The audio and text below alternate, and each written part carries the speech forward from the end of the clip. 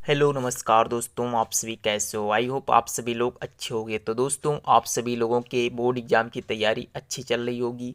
अब आप सभी लोगों का 1 मार्च को जो ही पेपर है मैथ का, तो उसमें आप सभी लोगों को इम्पोर्टेंट क्वेश्चन अब पढ़ने हैं। आपको वही क्वेश्चन पढ़ने हैं जो सीधे आपको बोर्ड एग्जाम में देखने को मिले। तो आज की वीडियो में आप सभी के लिए मैंने बहुत से इंपॉर्टेंट क्वेश्चन लाया हुआ हूँ, जो कि आप सभी लोग देख सकते हो। इस प्रकार से बहुत से मेरे पास क्वेश्चन है। आज की वीडियो देखिए आप लोग, और इसी में से आप सभी लोगों को इम्पोर्टेंट क्वेश्चन देखने को मिलेंगे। तो चलिए, आप लोगों का टाइम ना नष्ट करते हुए आप सभी को एक हिंट देता हूं। जैसे कि आप लोगों को पता है, मैथ आपका 70 नंबर का एग्जाम होता है आप लोगों का। तो आपको 70 में 65 नंबर आपको कैसे लाने हैं, आज की वीडियो देख कर जाइए। और ये जो फेवरेट सब्जेक्ट होती है ना दोस्तों, अगर जो आप इसे अच्छे से हल करते हो तो आप इसमें 70 में 70 ला सकते हो। और कोई सब्जेक्ट में नहीं ला सकते हो, सिर्फ मैथ में ला सकते हो। तो देखिए कैसे आते हैं, आज की वीडियो हल करते हैं पूरी पूरी ध्यान से। क्वेश्चन नंबर 1 है। इस वीडियो को आप ध्यान से देखिए, इसकी बिल्कुल भी मत करिएगा।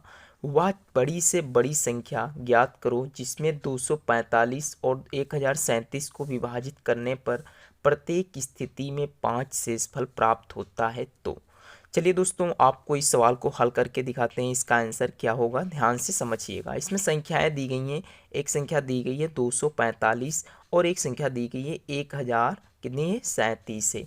क्या बताया है कि 5 शेषफल बचता है। कितना शेषफल बचता है, 5 शेषफल बचता है। तो आपको क्या करना है, इनमें से 5 को घटा देना है, क्योंकि वो शेषफल ही तो बच रहा है। तो 5 को घटा दीजिएगा। 1000 इससे घटेगा तो 1032 बचेगा। और इसमें से जब घटाएंगे आप तो कितना बचेगा, 240 बचेगा। अब आपको एक काम की बात बता दें, जब कभी भी इस क्वेश्चन में कहे बड़ी से बड़ी संख्या ज्ञात करो, तब सदैव एचसीएफ ज्ञात किया जाता है। क्या ज्ञात किया जाता है, एचसीएफ, ध्यान रखना। और जब छोटी से छोटी कहे तो आपको क्या ज्ञात करना होता है, एलसीएम ज्ञात करना होता है। आई होप इतना आपको कन्फर्म हो गया होगा। अब हमें क्या करना होगा, अब हमका इसको अभाज्य गुणनखंड इसका निकालना होगा ना। तो क्या करेंगे, 240 का हम सबसे पहले अभाज्य गुणनखंड निकालते हैं। ध्यान से समझिए कैसे निकाला जाता है, जानते हो आप लोग। इसे 2 से भाग देंगे, 2 एकम 2, 2 दूनी 4, कट जाएगा। 2 से काटेंगे, 2 छक्के 12, कट जाएगा। 2 से काटेंगे, 2 तियाँ 6, जीरो उतार लिया। 2 से काटेंगे, 15 दूनी 30।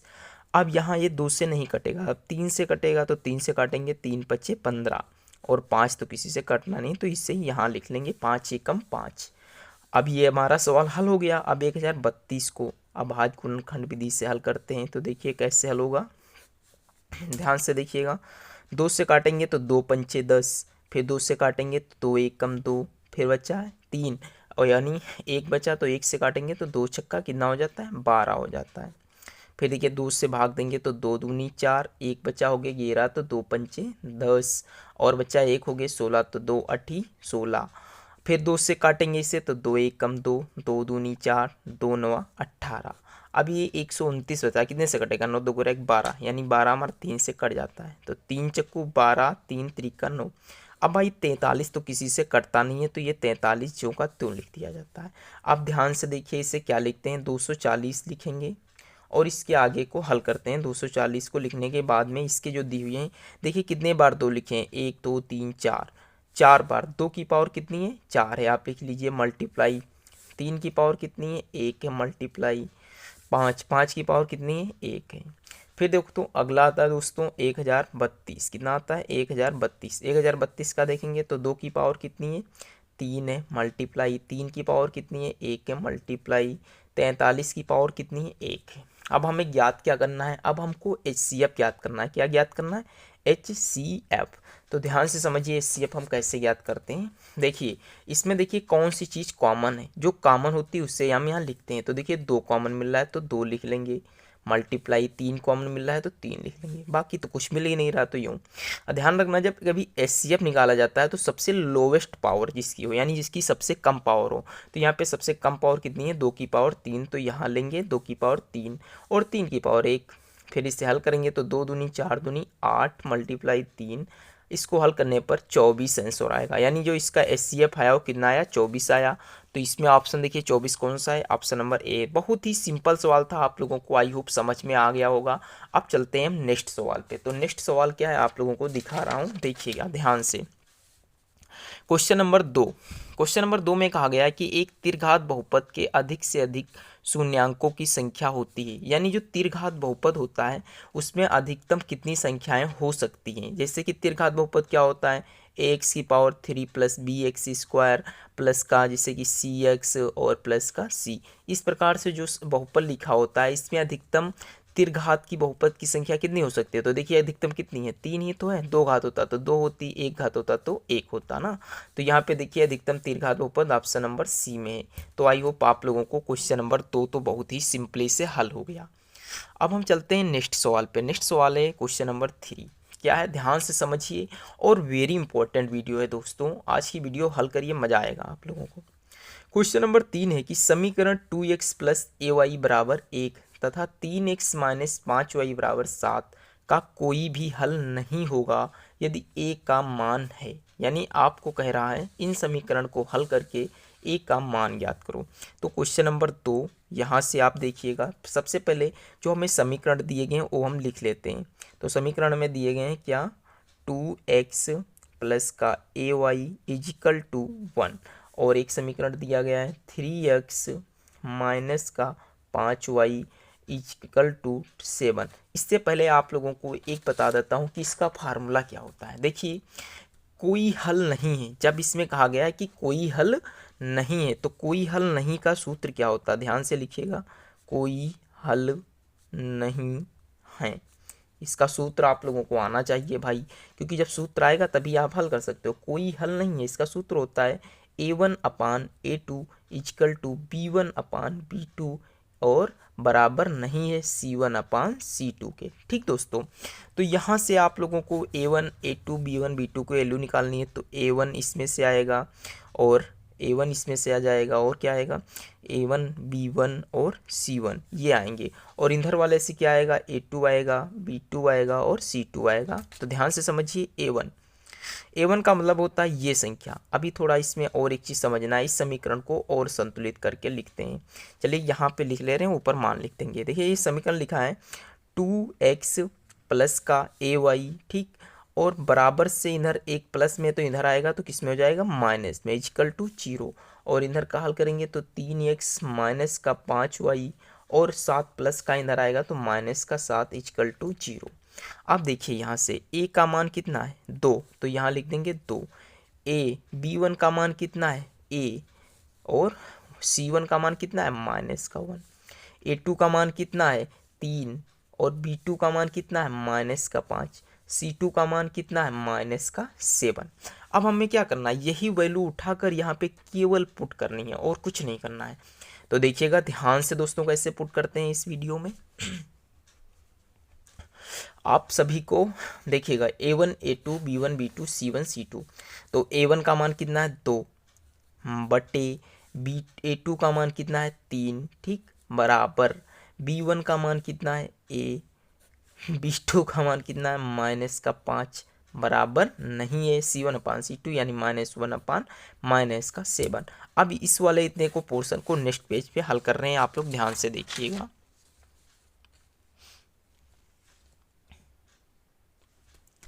देखिए दोस्तों क्या था फार्मूला, वो इस पे देखिए अब हमें हल कितना करना है। अब आपको देखिए इधर क्या लिखा है, ये माइनस में है तो हमें ये बराबर नहीं है ना, तो हम क्या करेंगे, इतने वाले एक पोर्शन को हल करेंगे। तो ध्यान से देखिए इसकी मल्टीप्लाई इसमें होगी तो ये हो जाएगा 3a बराबर -5 की गुणा 2 से होगी तो माइनस का 10 आ जाएगा। यहाँ से a की वैल्यू निकालेंगे तो माइनस का 10/3, माइनस का 10/3। दोस्तों यही हमारे क्वेश्चन का आंसर है। तो ऐसे क्वेश्चन आप सभी को बोर्ड एग्जाम में देखने को मिलेंगे। नहीं यकीन है तो आप पूरी वीडियो देखिए, तब आप लोगों को यकीन होगा दोस्तों। अब चलते हैं नेक्स्ट क्वेश्चन पे। तो आप देख सकते हो ये क्वेश्चन नंबर 4 है कि यदि समीकरण 2x² प्लस ax प्लस 6 बराबर 0 का मूल तो है तो a का मान होगा। आप ध्यान से देखिएगा इस वीडियो को, ध्यान से ये देखना है, जब कभी भी कहे कि इसका मूल कितना है, तो है, तो 2 है इस मूल का मतलब है कि x की जगह हमें कितना रखना है, 2 रखना है ना दोस्तों। तो ये समीकरण यहाँ उतार लेते हैं, 2x² प्लस का ax और प्लस का 6 इक्वल टू कितना है 0 है। तो जहाँ जहाँ x है वहाँ वहाँ हम 2 रखेंगे। तो 2 मल्टीप्लाई x का मान कितना है 2, तो 2 की पावर 2 प्लस a का मान कितना है कुछ नहीं, तो हमें a का ही तो मान ज्ञात करना है। x का मान 2 है तो 2 लिखेंगे प्लस का 6 इक्वल टू 0 दोस्तों। आप इस प्रकार से हल करते रहिए फटाफट। 2 मल्टीप्लाई 2 की पावर 2 कितना होता है 4 होता है, प्लस a इंटू 2 प्लस का 6 इक्वल टू 0। 4 दूनी कितना हो जाएगा 8 हो जाएगा, प्लस a2 यानी 2a और प्लस का 6 इक्वल टू 0। अब यहाँ से ध्यान से समझिएगा, 6 और 8 कितना होता है 14 होता है ना, तो यहाँ लिखेंगे 14 प्लस 2a इक्वल टू 0। यहाँ 2a हम यहीं रख लेते हैं, 14 इधर जाएगा तो माइनस का हो जाएगा। अब यहाँ से a की वैल्यू निकालेंगे तो देखिए माइनस का 14 तो यहीं रहेगा, ये 2 गुणे में है तो इधर बटे में आ जाएगा, तो उसे भाग देंगे, 2 एकम 2, 2 सत्ती 14, यानी a का मान कितना आ गया माइनस का 7 आया दोस्तों। तो आई होप आपको ये चौथा क्वेश्चन भी समझ में आ गया होगा। ये दोस्तों क्वेश्चन नंबर 5 है। इसमें बताया गया है कि समांतर श्रेणी, ये आप सभी का समांतर श्रेणी से दोस्तों क्वेश्चन पूछ लिया है। तो देखिए बताया गया है कि समांतर श्रेणी -62 comma -59 comma dash dash 7 comma 10 का 11वां पद क्या होगा। यानी आपसे 11वां पद पूछा गया है। क्या पूछा गया है 11वां पद आपसे इसमें से पूछा गया है। तो आप सबसे पहले यहाँ से देखिएगा, हम लोगों को पता होना चाहिए क्या प्रथम पद, यानी प्रथम पद का मान होता है a1। a1 कितना में दिया गया -62 दिया गया है, और हमें निकालना क्या होता है d यानी सार्वांतर। तो d निकालने के लिए फार्मूला होता है a2 माइनस a1। क्या होता है a2 माइनस a1 होता है। तो a2 का मान कितना है -59। ठीक दोस्तों, और ये माइनस तो रहेगा ही। a1 का मान कितना है -62, तो -62 लिख लेंगे। अब -59 यूं ही लिखा रहने दो, और माइनस माइनस क्या हो जाता है प्लस, यानी 62 प्लस का आ जाएगा। अब इसमें से जब घटाएंगे तो कितना बचेगा -3, सॉरी दोस्तों प्लस का 3 बचेगा, यानी डी का मान जो आ गया वो कितना आ गया +3 आ गया। हमारा डी का मान कितना आया है 3 आया हुआ है। अब ध्यान से समझिए, हमको निकालना क्या है nवां पद यानी 11वां पद। तो हमसे बताया गया है n बराबर 11वां पद हमको ज्ञात करना है। तो देखिए इसका सूत्र क्या होता है, सूत्र होता है an बराबर a plus n-1 into D होता है ना, n-1 इंटू डी। an का मतलब a 11वां पद, तो यहाँ से लिखेंगे a 11वां पद। प्रथम पद का मान कितना है, यहाँ से आप लोगों ने अभी देखा ये कितना है -62 प्लस n-1, n का मतलब 11 माइनस का 1 इंटू डी का मान कितना आया 3 ही तो आया। अब यहाँ से -62 प्लस 11 से 1 जाएगा 10, और 10 की मल्टीप्लाई 3 में होगी तो हो जाएगा 30 ना होगा दोस्तों। अब देखिए -62 से -30 जाएगा तो -32 बचेगा, कितना बचेगा 32। तो जो हमारा n 11वां पद है, a 11वां पद वो कितना है -32 दोस्तों। तो आई होप आप लोगों को ये भी क्वेश्चन समझ में आया होगा बहुत ही शानदार तरीके से। अब चलते हैं नेक्स्ट क्वेश्चन पे। तो दोस्तों अब तक हमने 5 क्वेश्चन कर लिए हैं। बहुत ही इंपॉर्टेंट ये क्वेश्चन है, आपको देख लेना, बोर्ड एग्जाम में 1 मार्च को जरूर देखने को मिलेंगे। दोस्तों क्वेश्चन है कि दो बिंदुओं 2,3 और 4,1 के बीच की दूरी क्या है। आपसे डिस्टेंस पूछा गया है, यानी दो बिंदु हैं, एक ए है और एक क्या है बी है। इस पॉइंट का नाम ए है और इस पॉइंट का नाम बी है। इसके जो मान दिए गए हैं 2,3 और इसके जो दिए गए हैं वो 4,1 दिया गया है। अब आपको पता क्या होना चाहिए, जैसे कि इसे कहते हैं x1 और इसे कहते हैं x2, इसे कहते हैं y1 और इसे कहते हैं y2, यही तो कहा जाता है ना। तो अब हमने एक सूत्र पढ़ा है, वो कौन सा सूत्र है ध्यान से समझिएगा। सूत्र दूरी का पहले देखिए, ए बी बराबर सूत्र होता है दूरी का जो होता है x2 माइनस x1 का whole square plus y2 minus y1 का होल स्क्वायर। आप दोस्तों x1 इधर रख लीजिए या y2 इधर रख लीजिए, इससे कोई फर्क नहीं पड़ने वाला है दोस्तों खास। x2 का मान कितना है 4, तो यहाँ हम लिखेंगे 4 माइनस x1 का मान कितना है 2 का होल स्क्वायर प्लस y2 कितना है 1 और माइनस y1 का मान कितना है 3, इसका होल स्क्वायर। अब देखिए 4 से 2 घटेगा कितना बचेगा 2 की पावर 2 प्लस 1 में से 3 जाएगा कितना बचेगा माइनस का 2 की पावर 2। ध्यान से समझते रहिए दोस्तों, 2 दूनी कितना होता है 4 प्लस 2 दूनी कितना होता है 4, क्योंकि माइनस की गुणा जब माइनस से होगी तो प्लस हो ही जाएगा। अब 4 और 4 कितना हो जाएगा 8 हो जाएगा, कितना हो गया 8 हो गया दोस्तों। अब समझिए इसमें आपको समझना क्या है, समझना ये है, इस 8 को क्या लिखेंगे, इस 8 का जब हम निकालेंगे यहाँ से वर्गमूल तो निकलेगा 2 चौके 8, 2 दूनी 4, 2 एकम 2, जोड़ा कितने का बना 2, तो 2√2 इसकी दूरी का सूत्र होगा, यहाँ लिख लीजिएगा 2√2 ए बी का मान होगा। तो दोस्तों आपको आई होप ये भी क्वेश्चन समझ में आ गया होगा। अब हम चलते हैं नेक्स्ट क्वेश्चन पे।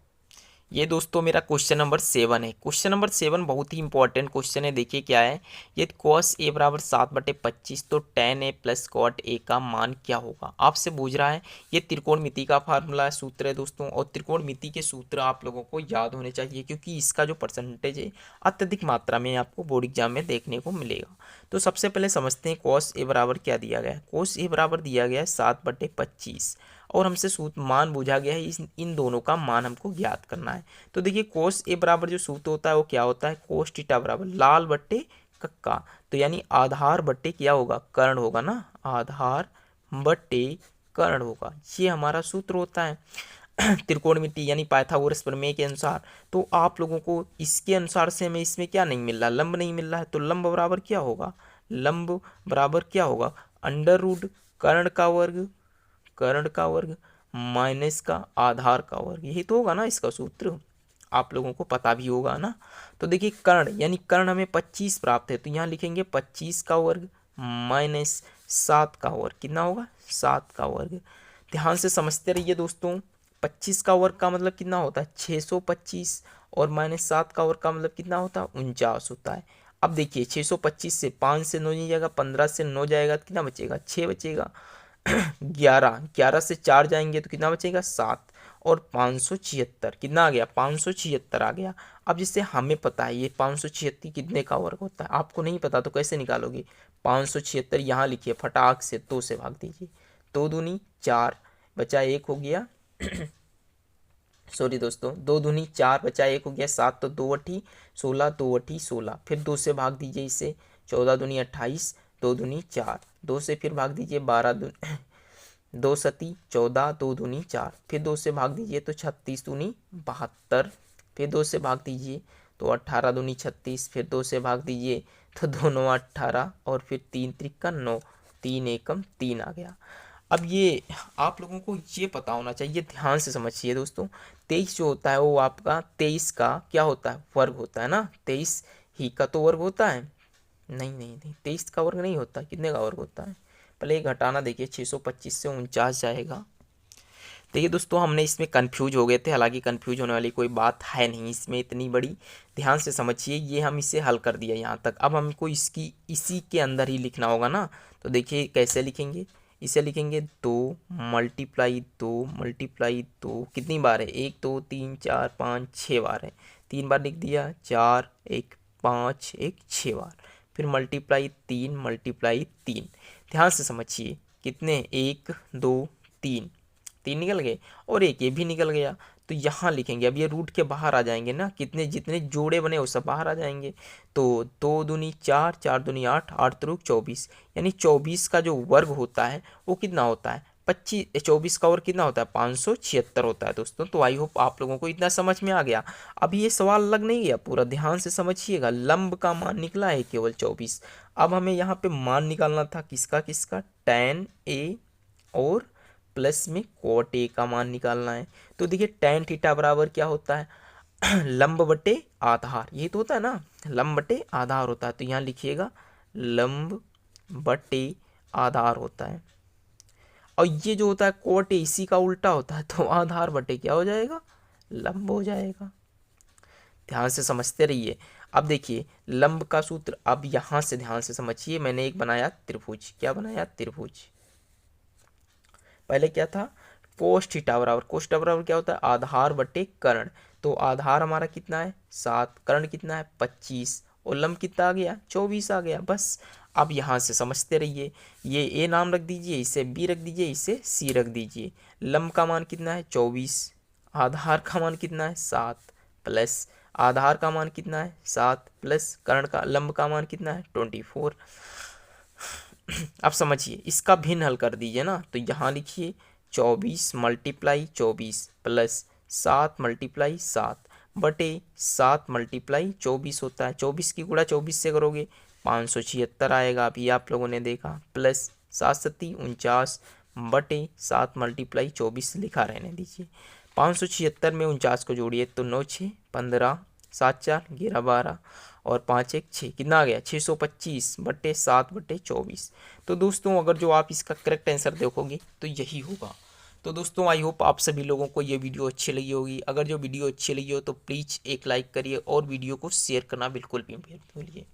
चलिए मिलते हैं अगली वीडियो में, तब तक के लिए जय हिंद, जय भारत और आप सभी को बेस्ट ऑफ लक।